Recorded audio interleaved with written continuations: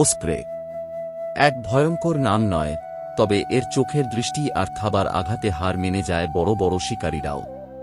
পাখি হলেও ওসপ্রে বেছে নেয় পানি, যেখানে অন্যরা ডুবে যায় সেখানেই তার খেলার ময়দান। উঁচু আকাশে চক্কর দিয়ে দেখে নিচ্ছে কোনো মাছ ভেসে উঠেছে কিনা, আর মাত্র কয়েক সেকেন্ডেই শিকার ধরার জন্য দেহ ভাঁজ করে ঝাঁপিয়ে পড়ে ঠিক সোজা পানিতে।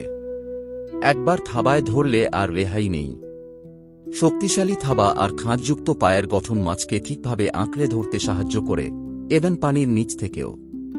ওসপ্রের আরেকটা দারুণ বৈশিষ্ট্য হচ্ছে ওই মাছটাকে মুখ সামনে রেখে উড়িয়ে নিয়ে যায়, যেন বাতাসের প্রতিরোধ কম হয়।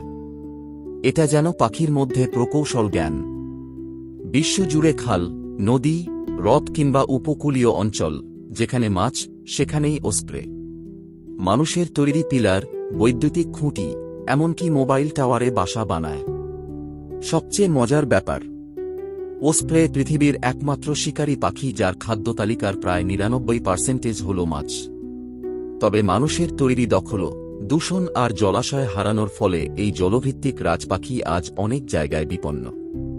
ওসপ্রে একজন নিঃশব্দ শিকারী, প্রকৃতির পানির উপর আধিপত্য বিস্তারকারী রাজা।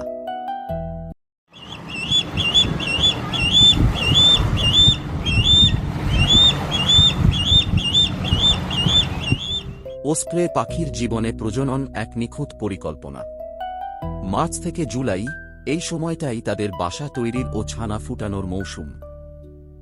পাখিটি সাধারণত ৩ থেকে ৪টি ডিম পাড়ে। ডিমগুলো ফুটতে সময় লাগে প্রায় ৫ সপ্তাহ। মা পাখি ডিমে তা দেয়, আর বাবা পাখি খাবার এনে দেয় নিয়মিত। বাচ্চারা ডিম থেকে বের হয়ে বড় হয় প্রাকৃতিক শত্রুর ভেতরেই। ৭ সপ্তাহের মধ্যেই তারা উড়তে শেখে। ওসপ্রেরা একবার যে বাসা বানায়, প্রতি বছর সেটাই আবার ব্যবহার করে। অনেক সময় মোবাইল টাওয়ার বা বৈদ্যুতিক খুঁটিও হয় এদের নিরাপদ আবাস।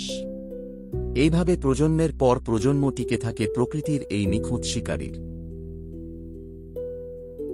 যারা এখনও আমাদের চ্যানেল সাবস্ক্রাইব করেননি, তাদের অনুরোধ করব, এখনই সাবস্ক্রাইব করুন এবং জিতে নিন দারুণ সব আকর্ষণীয় পুরস্কার। খুব শীঘ্রই আমাদের বিশেষ ক্যাম্পেইন শুরু হতে যাচ্ছে। আপডেট পেতে পাশে থাকুন।